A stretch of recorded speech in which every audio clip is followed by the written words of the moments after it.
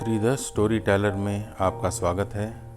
आज हम आपके लिए लाए हैं आचार्य चतुरसेन की लिखी एक कहानी, लात की आग।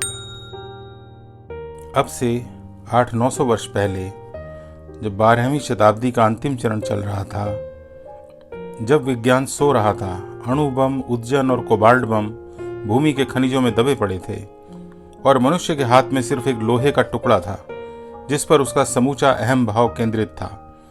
तब तक उसकी दृष्टि को विज्ञान का दूरदर्शी चश्मा नहीं मिला था। वह अपने चारों ओर की थोड़ी ही दूर तक की चीजों को देख सकता था। वह उसी अपनी छोटी सी दुनिया में सर्वश्रेष्ठ, सबसे बड़ा, सबसे ऊपर अपने को आज की ही भांति देखना चाहता था। उसका अहम भाव आज के पहाड़ जैसे अहम भाव के मुकाबले तिल के समान तुच्छ था, पर वह उसी पर गर्वित था, उसी पर संतुष्ट था। उन दिनों भारत में 3 हिंदू राजगद्दियां सर्वोपरि थी। एक कन्नौज के राठौरों की, दूसरी सांभर के चौहानों की और तीसरी अनहिलपट्टन गुजरात के सोलंकियों की। इन तीनों में गुजरात के सोलंकी सर्वोपरि थे। उनके नाम का डंका सारे भारत में बजता था। उनका आतंक भारत भर में फैला था। यद्यपि उन दिनों का भारत आज का भारत ना था। ना आजकल की रेल, तार, डाक, मोटर, वायुयान थे, ना यातायात के सुभीते, ना रेडियो था, ना बिजली के प्रसाद। अंधयुग था वह। 10 कोस के समाचार भी महीनों तक नहीं मिलते थे। प्रत्येक राज्य अपने में, प्रत्येक नगर अपने में, प्रत्येक घर अपने में और प्रत्येक जन अपने में ही सीमित था। गुर्जरेश्वर सोलंकी सिद्धराज जयसिंह बड़े प्रतापी राजा थे। अपने भुजबल का उन्हें बड़ा घमंड था। पाटन में सब राजाओं में शीर्ष स्थानीय थे।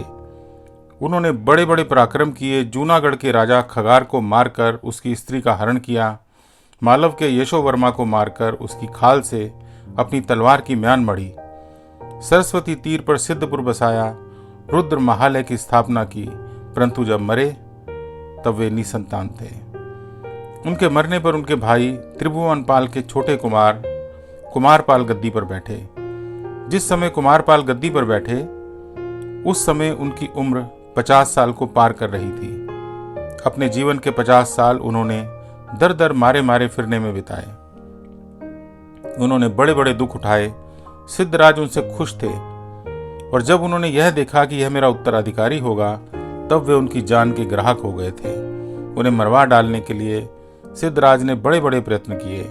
प्राणों के भय से उन्हें देश विदेश भागना पड़ा, परंतु अंत में गुजरात की गौरवशाली गद्दी मिली तो उन्हीं को। कुमारपाल भी बड़े तेजस्वी थे। उनका अहंकार भी कुछ साधारण ना था। उन्होंने 20 वर्ष गुजरात की गद्दी को सुशोभित किया और अंत में 80 वर्ष की आयु में घृणित कुष्ठ रोग से घुल घुल कर मर गए। गद्दी पर बैठने पर भी उन्हें बड़े बड़े विरोधियों का सामना करना पड़ा। उन्होंने मालवा के राजा वल्लाल और कोंकण के राजा मल्लिकार्जुन को युद्ध में हराया। अपने बहनोई का अपने हाथ से वध किया। विवेरा के राजा को एक अनुरोध पत्र लिखकर कुमारपाल ने कुछ रेशमी दुपट्टों की मांग की थी। राजा ने इस पर कुमारपाल की हंसी उड़ाई। इसी पर कुमारपाल ने 700 सामंत और 30,000 सेना देकर मालव के राजकुमार बाहड़ को उस पर भेजा। उसने राजा को मार राजधानी को जलाकर छार कर दिया और 1 लाख रेशमी दुपट्टे तथा 700 दुपट्टे बुनने वाले कारीगर परिवारों को लाकर कुमारपाल की सेवा में उपस्थित किया।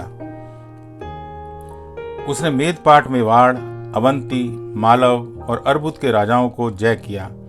उसके राज्य की सीमाएं उत्तर के तुर्क राज्यों में मिली हुई थीं, पूर्व में गंगा तक, दक्षिण में विंध्याचल और पश्चिम में सिंध नदी तक फैल गई थीं। उसने अनेक नंद महल बनवाए, अनेक देवालयों का जीर्णोद्धार किया। अनेक छत्र छाया में उन्हें गुरुकुल, जैनयति, कालिका सर्वज्ञ हेमचंद्राचार्य ने अमर साहित्य रचा।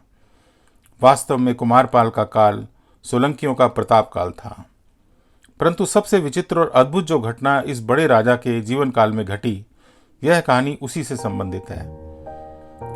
तब तक यहाँ मुस्लिम राज्य की स्थापना नहीं हुई थी, परंतु मुसलमानों के आक्रमण अवश्य होते रहते थे। हिंदुओं के 3 प्रमुख राज्यों में सांभर के चौहानों का एक राज्य भी था, जिसके प्रतापी राजा अर्णोराज थे। अर्णोराज ने अजमेर के निकट मुस्लिम आक्रमणकारियों से भारी लोहा लिया था। इससे उनका यश दिग दिगंतर में फैल गया। यह चौहान सांबरपति अर्णोराज गुर्जर महाराज कुमारपाल के बहनोई थे। कुमारपाल की बहन देवल देवी शाकंभरी नाथ अर्णोराज से ब्याही थी। उन दिनों गुजरात और राजपूताना और राजपूतों में एक रिवाज ऐसा था जो अति साधारण होने पर भी महत्व रखता था। गुजरात के राजपूत नंगे सिर रहने में कोई हानि नहीं समझते थे। वे घर में प्राय नंगे सिर रहते थे, परंतु राजपूताना के राजपूत नंगे सिर रहना असभ्यता समझते थे। वे सदैव पाग सिर पर रखते थे और यदि कोई नंगा सिर उनके सम्मुख आ जाए तो उसे अपने लिए अपमानजनक समझते थे। एक बार अर्णोराज और देवल देवी दोनों राजा रानी चित्रसारी पर चौसर खेल रहे थे। राजा ने अवसर पाकर रानी की गोटी मारकर यह कहा, यह हमारा नंगे सिर वाला। इस पर देवल रानी ने समझा कि उसके भाई गुर्जरेश्वर का पर व्यंग किया गया। उसने ताना मारते हुए कहा, नंगे सिर वाले को मारने वाले के धड़ पर सिर नहीं रहेगा। यह सुनते ही अर्णोराज क्रोध से सुलग उठे। उन्होंने रानी की लात मारकर कहा, जा जा, अब मेरी लात ही उस नंगे सिर पर है। देवल देवी भी बड़े बाप की बेटी थी। उसने क्रुद्ध होकर उत्तर दिया, तुम्हारी यह लात लेकर मैं पाटन जा रही हूं और वहां से इसके मूल्य का लोहा मैं भेजूंगी। राजा ने तुनक कर कहा, जा जा, अभी जा, पर इस लात का मूल्य मैं लोहा नहीं सोना लूंगा। जाकर देख तेरे पाटन में कितना सोना है। रानी बोली, सोना बहुत है, पर वह राजपूतों के लिए नहीं है, बनियों के लिए है।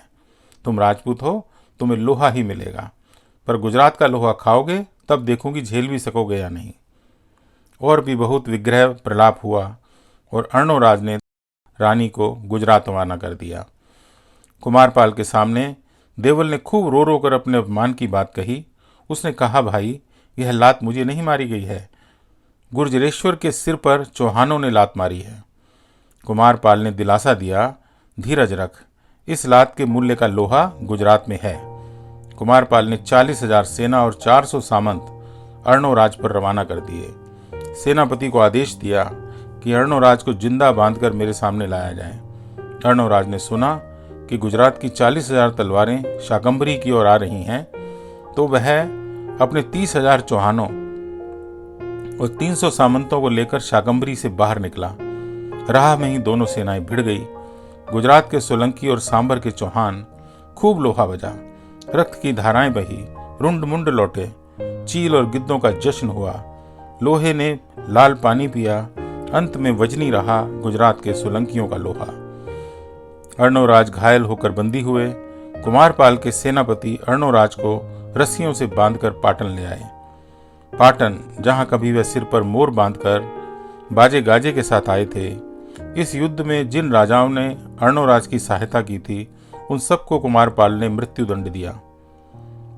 केवल अर्णोराज को बंदी गृह में रखकर उसको क्या दंड दिया जाए, इस पर वे विचार करने लगे। देवल देवी का हृदय हाहाकार करने लगा। उसने अपने वस्त्र फाड़ डाले, बाल नोच लिए, अन्न जल त्याग दिया। हाय, उसी की करनी से आज उसके महाप्रतापी पति की यह दुर्दशा हुई। जहां जमाई होने के नाते कभी उसके पैर पूजे जाते थे, वहां वे आज बंदी घर में पड़े मृत्यु की आज्ञा की बाट जोह रहे हैं। कैसे वह अपने पति के प्राणों की रक्षा करे, कैसे वह अब अपने वैधव्य को टाले।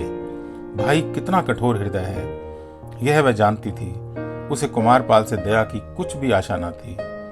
बहुत सोच विचार कर उसने गुजरात के मंत्री उदय मेहता को बुलाया और रो रो कर उसके पैरों में लौट कर कहा, मेहता जी, शाकंभरी का आधा राज्य ले लो, पर मेरे पति के प्राण बचा लो, मुझे विधवा ना बनाओ, मैं तुम्हारी शरण हूं। उदय मेहता ओसवाल जैनी थे। वे बड़े राजनीतिज्ञ और योग्य पुरुष थे। गुजरात के बड़े राज्य का सारा राज्यभार इन्हीं योग्य मंत्री पर था। देवल देवी को उन्होंने बहुत सांत्वना दी और उसके कान में अपनी युक्ति का मंत्र सुना दिया। मंत्र समझाकर उन्होंने कहा, बहन, जैसे मैंने कहा वही करो, मुझे आशा है अंत में सब ठीक हो जाएगा। कुछ तो उदय मेहता के संकेत थे और कुछ देवल देवी के रत्नाभरणों ने उसका मार्ग सरल कर दिया। उसने रो रो कर पति के वक्ष स्थल को आंसुओं से तर कर दिया और उदय मेहता का मंत्र पति को सुना दिया। सुनकर अर्णोराज ने भी मंत्र स्वीकार कर लिया। उदय मेहता के उद्योग और प्रभाव से अर्णोराज को रस्सी में बांधकर नगर में नहीं घुमाया गया, उनसे बाजार में भिक्षा भी नहीं मंगवाई गई, प्राण दंड की आज्ञा भी नहीं सुनाई गई। अंत में एक दिन भरे दरबार में रस्सियों से बांधकर अर्णोराज को लाया गया, जहां उन्हें दंडाज्ञा दी जाने वाली थी। दरबार खचाखच भरा था। सब राजपुरुष, सरदार, सामंत और प्रमुख नगरवासी उपस्थित थे। कुमारपाल गद्दी पर विराजमान थे। अर्णोराज रस्सियों में बंधे और अधोमुख सामने खड़े थे। कुमारपाल ने कहा, महाराज, आपने अकारण अपनी रानी और हमारी बहन का अपमान किया और गुजरात के सिर पर लात मारी। आपकी इस लात का मूल्य चुकाने को गुजरात के अनेक वीरों ने प्राण दिए। आपके इस अपराध की सजा मृत्यु है, किंतु मंत्री प्रवर के तथा गुरु हेमचंद के कहने से मैं तुम्हें प्राण दान देता हूँ। फिर भी तुम्हें थोड़ा दंड तो मिलना ही चाहिए। तुम हमारे बहनोई और संबंधी हो, इसलिए सब बातों पर विचार कर मैं आज्ञा देता हूँ। जिस जीभ से तुमने हमारी बहन को गाली दी है, वही तुम्हारी जीभ इस समय काट ली जाएगी। दंडाज्ञा सुनते ही सभा में सन्नाटा छा गया। जल्लाद छुरी और संडासी लेकर आगे बढ़े। उन्होंने अर्णोराज की जीभ संडासी से पकड़कर खींच ली, परंतु इसी समय देवल देवी रक्षा करो, क्षमा करो चिल्लाती हुई सब अवरोधों को दूर कर बीच सभा में आ खड़ी हुई। उसने भूमि में पछाड़ खाकर राजा से कहा, भाई क्षमा करो, गुर्जरेश्वर, यह तुम्हारे बहनोई हैं, प्रतापी राजा अर्णोराज हैं। हे भाई, मैं तुम्हारी बहन हूं, दुखियारी बहन। निसंदेह यह सब उदय मेहता का मंत्र था, परंतु बहन को इस प्रकार अंतःपुर से बाहर राज्यसभा में आकर विलाप करती देख गुर्जरेश्वर कुमारपाल ने कहा, बहन, तूने यहाँ आकर राजकुल की मर्यादा भंग की है।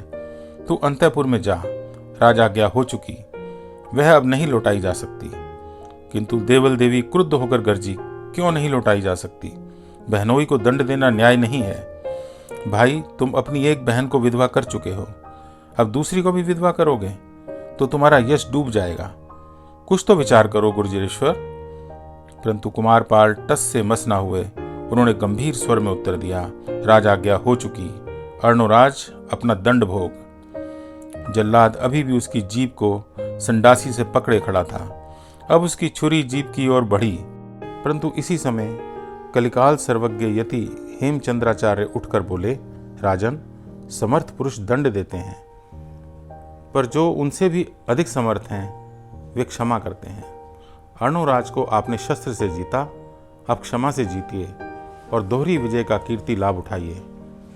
गुरु के वचन सुनकर कुमारपाल ने अर्णोराज के बंधन खोलने की आज्ञा दी और कहा, अर्णोराज, गुरु की आज्ञा से और बहन के कहने से मैं तुम्हें क्षमा करता हूँ। इसी समय देवल देवी ने पति के निकट जा कुछ संकेत कहा। संकेत समझकर अर्णोराज बोले, गुर्जरेश्वर, आपने मुझे बल से जय किया, इसका मुझ पर कुछ भी प्रभाव नहीं पड़ा, परंतु आपकी क्षमा से मेरा हृदय बदल दिया है।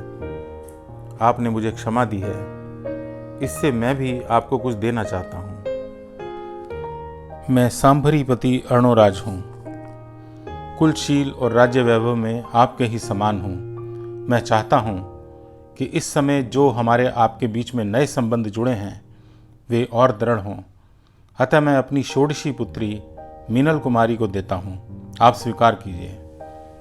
अर्णोराज के ये वचन सुनकर कुमारपाल गद्दी से उठ खड़े हुए। उन्होंने भुजाओं में भरकर अर्णोराज को अपनी छाती से लगा लिया। फिर बहनोई की भांति उनके कंठ में बाँह डालकर उन्हें महलों में ले चले। पाटन में धूमधाम, गाजे बाजे, गोठ जोनार की रेलपेल हो गई। बहनोई अर्णोराज के स्वागत सत्कार के उपलक्ष्य में भी और अर्णोराज की पुत्री के कुमारपाल के साथ शुभ विवाह के उपलक्ष्य में भी। Please like, subscribe and press the bell icon.